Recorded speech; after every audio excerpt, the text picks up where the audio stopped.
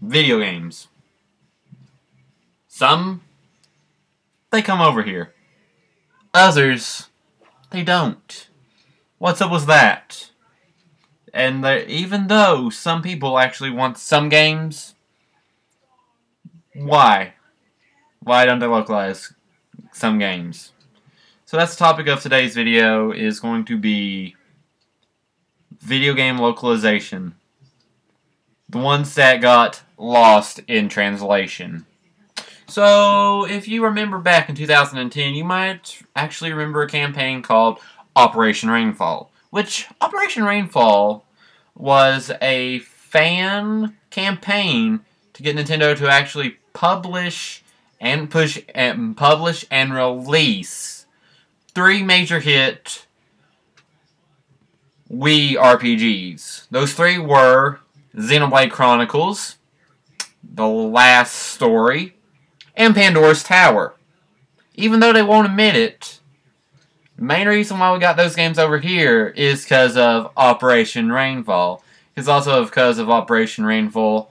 We are also very thankful for such things as actually getting character representation in Super Smash Bros. In the form of Shulk, the main protagonist of Xenoblade Chronicles. But what about those other games? You know, those other ones that are never actually released in other countries. Here recently, there was big concern about whether or not the awesome Shovel Knight was going to make it outside of North America and to Europe. But don't worry, Shovel Knight is coming to Europe and Australia in November. But let's talk about some other games. And the slime I'm holding right here actually has a story to tell. If you actually might recall, Dragon Quest, well, at the time in North America called Dragon Warrior, we only got the first 3 Dragon Quest games first.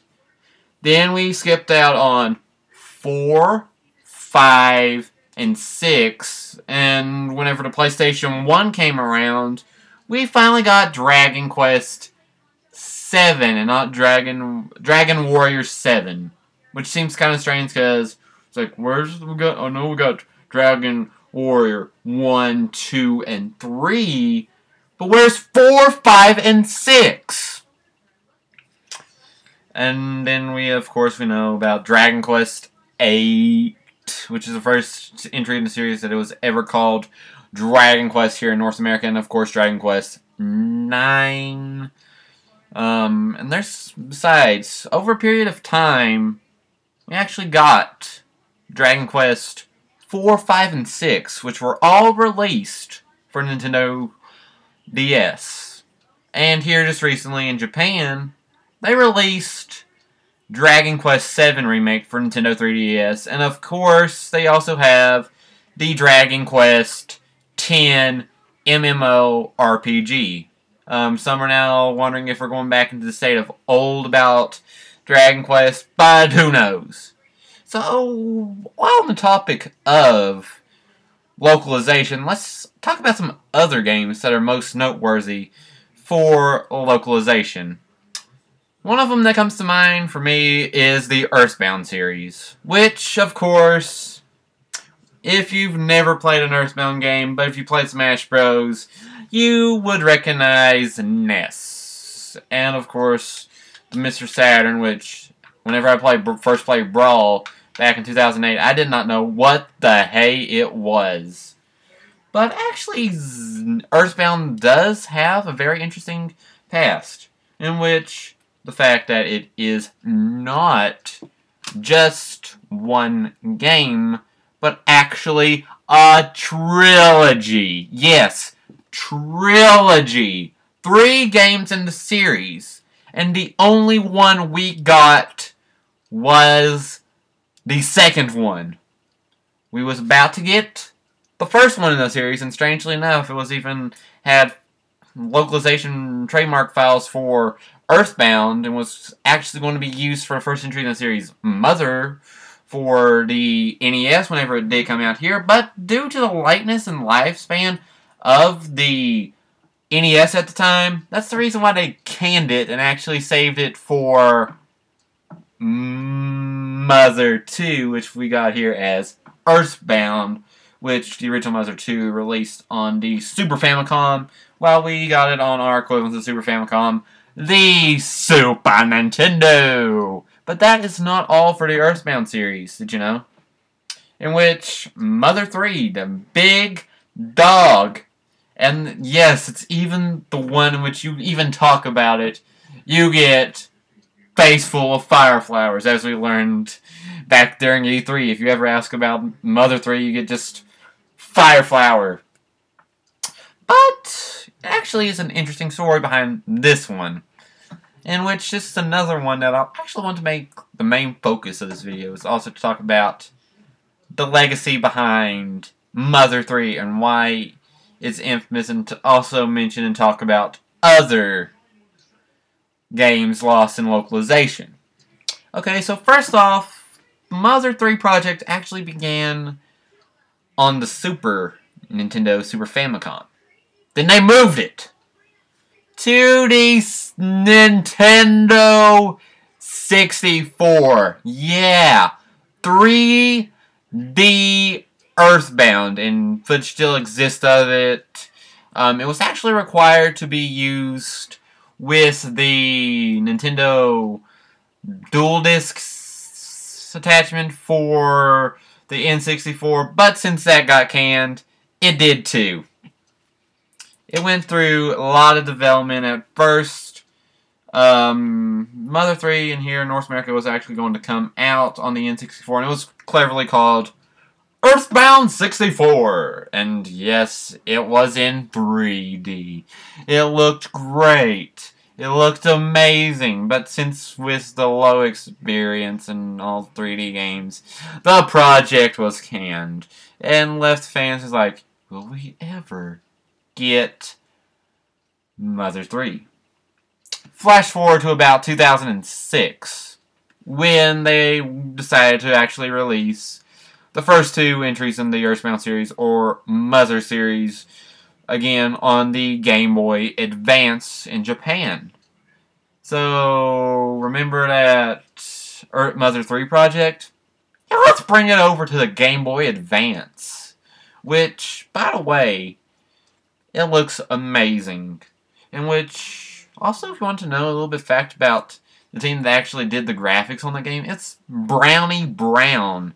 The same people that did the London Life mini-game from Professor Layton and the Spectre's Flute. So yeah, it's the same people. And which, even though, since it was the same thing about the original Mother game, whenever it was about to come out here in North America, same thing happened for Mother 3. Mother 3 was released in April of 2006 for the Game Boy Advance in Japan only. And by the time 2006, yeah, the GBA had its run. The last main GBA game that ever came out was, I would like to say, Pokemon Emerald. So yeah, so that's probably another main reason why we still haven't had Mother 3.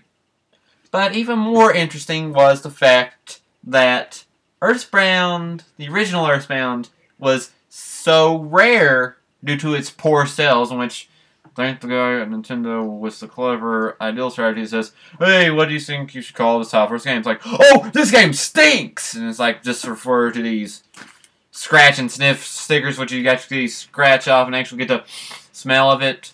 Yeah. You thought the Wii U, or the new 3DS, or the 2DS with clever names? It's been happening since the days of the Super Nintendo with it stinks, which drastically pointed negativity. Yeah. But over time, we actually got Earthbound on the Wii U's Virtual Console. And it also made it outside of North America to Europe and elsewhere in the world. But let's also talk about this. Is that, does it matter if a game comes out, if a game does not come out here in North America, but can we actually still have it released apart on, say, like the Virtual Console or a collaboration package on a later gen console? Which, there comes another game in mind. There was a game called Sin and Punishment, which looks pretty amazing, which was never actually released in North America. The original, which was for the N64.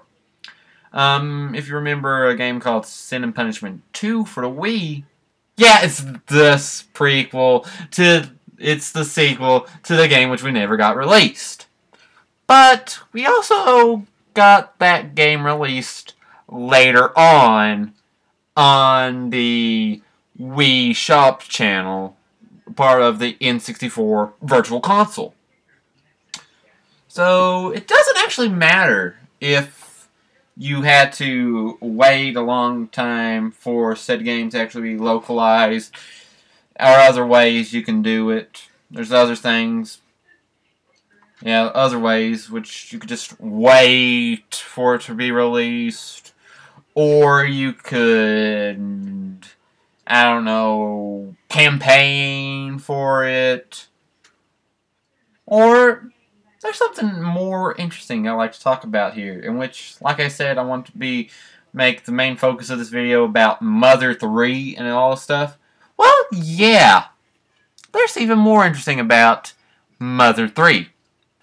Over around on Earthbound Central, there's actually a fan translation of Mother 3, which is kind of interesting and pretty cool, in which, if you see stuff like that going around, it's almost like, you know, how they are whenever they come up with fan projects or anything, rip-offs or anything like that you see on the App Store or something like that, they would just swat it down like King Kong up there, swatting them planes in that movie. But no, this actually fan translation has still been up there, in which, from what I can tell and seen of it so far, it's actually pretty good. In which, does it actually have to take a team to actually pay money to actually localize a game? No, it doesn't take money. It doesn't take that thing. It doesn't take actually having to hire a team to actually localize said game. It can even come down to the fans translating said game. In which, if you have heard recently, Tomato and his crew that actually did the Mother 3 localization is actually send it in to Nintendo America to see if they would use it, and they would give it for free, which I kind of hope it actually pass, because it's pretty cool. Pretty cool fact that said, hey, it's pretty cool that you didn't have to actually spend time and money on it, Nintendo, that you could actually have a free fan translation which they poured their hearts and souls into translating, and could actually release it on your console. And we know how some people feel about emulators and all that stuff. So hey, this is a good opportunity. If you want to release it, go ahead and release it, Nintendo. But I don't know. I guess it's just one of those things. It's almost like trying to talk about Mother 3 or something like that, like how I said earlier. It's almost like going about to Valve and say, hey, can you make a third game? And it's like, what's the number 3? Seriously, what's the number 3? We could have Half-Life 2 Episode 4. But no Half-Life 3. Because I don't know how to count to 3.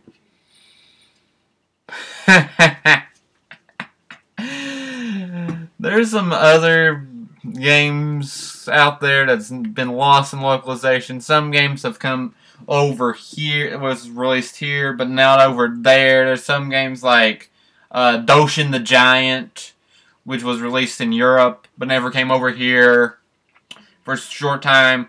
There was the Pikmin 2 remake on Wii. It never came out to North America until 2012, which was released earlier in Japan elsewhere. So yeah, doesn't have to be a big noteworthy title if it's just lost in translation. It's kind of interesting fact to point up and bring up and talk about. Another series, actually a Japan exclusive series, horror series, Fatal Frame, which is pretty interesting. But that's all for today. So if you liked this video, thank y'all for watching. This has been DaAuraWolf. If you liked this video, please give it a thumbs up. And also favorite it if you want to see more of these videos in the future and actually get some updates about whenever I'm going to be posting a new video or whenever one of my new videos goes live. Feel free to hit that subscribe button. Okay, guys? So thank y'all for watching. This has been DaAuraWolf, and I'll see you in the next one. Bye!